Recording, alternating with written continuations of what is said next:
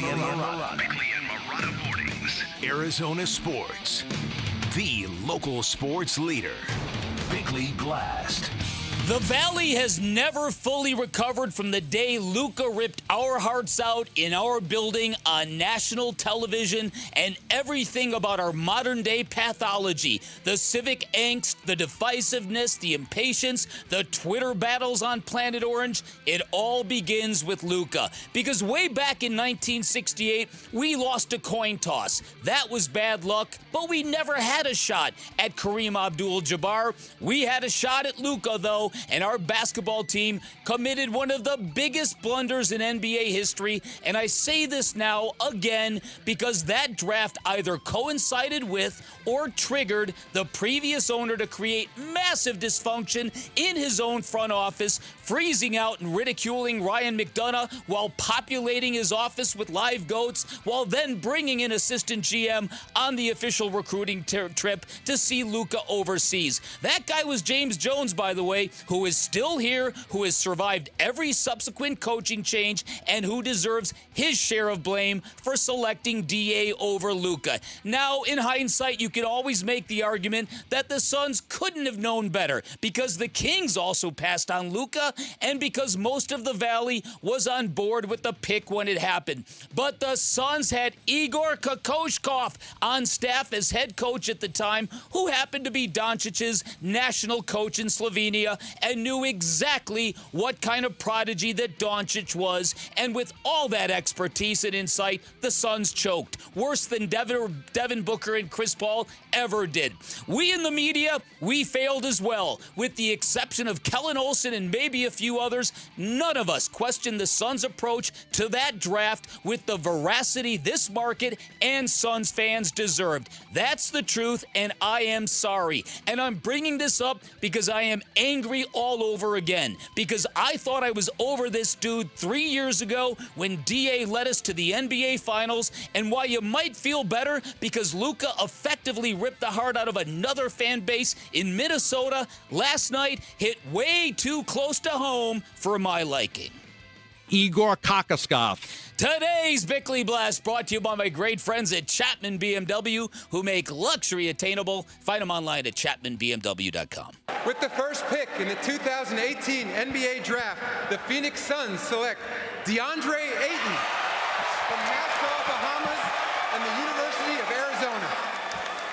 I was in Brooklyn that night, Vinny, at the Barclays Center, and I went down to a press conference with DA, and I listened to the press conference, and I thought to myself, man, I'm going to love this guy. Okay, again. First impressions mean something. No, I know, and I'm bringing this up just because this is what last night had me feeling. It had me feeling enraged all over again, not just at the Suns, but for myself, for me not knowing better, right? And I think all of us can claim some responsibility for this. Jared Carlin. I wouldn't say you were saying draft Luka at the time, but you kind of knew that DA was kind of...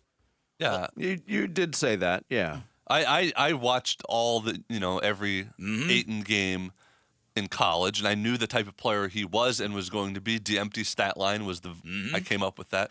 But I knew nothing about Luka. I had never watched him. And also, even people who thought he should go number one, I don't think they thought he would be this good quickly. But you're pinning it on yourself. You should have known better.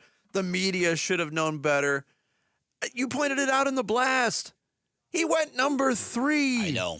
And he went number 3 to a team that passed on him. They traded him. He was a prodigy in Europe. He was a teenager dominating men, and for whatever reason, we refused to see it. He was a crybaby. How could you want... Yes. But this was also 2018. It was before really...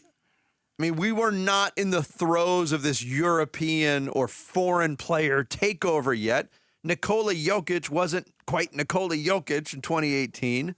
Joel Embiid was not quite Joel Embiid in 2018. He was good. Man he was good. Boobs back then. Giannis wasn't even Giannis back then. As much. Okay, that's fair. Look, that's fair. You're making me feel better now. I That's wonder fair. what they're feeling. Yeah, we got a sister station in Sacramento, California, Sacktown Sports. I wonder what they're talking about today. Patty in Sacktown. But if you're feeling better because the Kings didn't know any better as well, that's a low bar, man. I admit I am in the minority when I say this. I am over it. Like, I didn't have those feelings. Are you Pat the producer? What's the deal with hamburger buns? Okay, you're right, and I should be too. But you didn't feel this last night when he was doing this? I told you I couldn't explain why, but I told you earlier in the series, I somehow found myself a little leaning towards Dallas to win. Maybe that's the protection of the Phoenix Suns. They got embarrassed by Minnesota. The embarrassment handed out by Dallas was 2 years ago. The Mavericks have already won a title, so you don't have to worry about another team checking that championship box before the Suns. There was something a little bit, for me anyway, I don't know if a lot of other Suns fans felt this way, something therapeutic about watching Luka hammer another team in an elimination game. Especially a team whose star player took great joy in talking smack when the Suns were losing in Game 7 of the semifinals 2 years ago. Because Anthony Edwards did that, even though the Timberwolves weren't a playoff team. But maybe it's kind of glazed over by the fact that Deandre Ayton is no longer here. I think that gets factored in as well. Yeah, maybe. All right, you're making me feel a little better. That's even worse. Not only did Ayton, disappoint and not pan out, he's not even here. And he doesn't even care. That's what makes it worse. He never cared about being better than Luka. He's still got. It's hard. He's playing a much different position, and I'm not completely absolving DeAndre Ayton from responsibility. God knows I'm not doing that. Far from it. But we'll never change the fact, and history will never change the fact that DeAndre Ayton was a pivotal piece in a team that won a Western Conference championship far before Luka got to the heights that he's getting to. Yeah, and maybe it's because, to me, and I've referenced this to you before, the greatest movie villain in cinematic history, Javier Bardem in No Country for Old Men, has this famous line when he goes into a gas station. You've seen the clip. And he asks the attendant, what's the most you've ever lost on a coin toss? It's one of the most unnerving scenes I've ever watched. It's so tense. Yes. I played it on Mustache a few weeks ago. The movie's unbelievable. The character is unbelievable. Nobody has ever played a psychopath better than this guy. But that question, it baffles everyone he asks it of. It wouldn't baffle a Suns fan. You would immediately have an answer. You would go, "Here, Javier, hold my beer. And don't kill me with it." Now, the funny thing is that just as recently as a few weeks ago, there was the debate, what was the bigger mistake, not taking Luka or not taking Halliburton?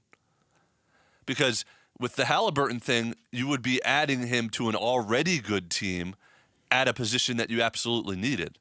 Yeah, it's not a bad With point. the Luka thing, there was always the argument, could he play with Booker? They didn't absolutely need a point guard at the time. at that I know point they had Chris Paul. They just gotten Chris Paul. But he was, Luka, we're going to have him for 10 years. Luka's going to go down as the third best player in NBA history when it's all done. I'm convinced of it. I'm not convinced of it. After what I saw last night, I am convinced of it. I mean, would you take him as having a better career than Jokic? I think he's better than Jokic, yes. And if you're saying third best, are you putting Kobe or LeBron second? LeBron. So you think he's going to have a better career? Kobe's not even top I do. 5, I don't think. I don't think he's better than Jokic. I do. But I'm not saying I'm right. I'm saying that's the way I feel. I think you could pencil him in for winning the MVP next year right now. I mean, he's going to average 38 points a game next year. But I think the thing to consider to be on the GOAT list, you have to have longevity. And Luka Dončić is achieving what he's doing without any real level of physical fitness. No.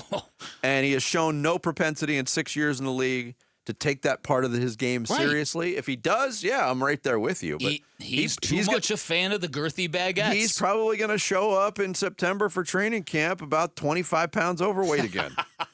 Especially if they win a title. Oh, my goodness. Oh, man. Remember What Giannis did? What did 50 chicken nuggets? Yeah, you No. think He might Alex set a new Ovechkin record. celebrated in hardcore Don't when they you won the remember- cup? One of the greatest scenes in cinema history, Fat Thor.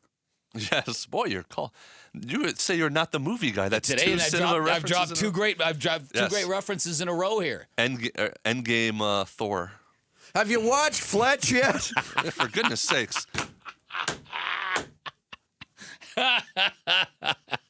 Yeah, I should really get around to The that. movie turns I 40 should years really old get next around- year. I should really get around to that. A movie starring Chevy Chase, whom you love, about the newspaper industry in a way. Okay, good point. It's on my to-do list this know what? weekend, Vinny. Put your golf clubs down and watch a movie, for God's sake. Thanks for watching Bickley and Marotta.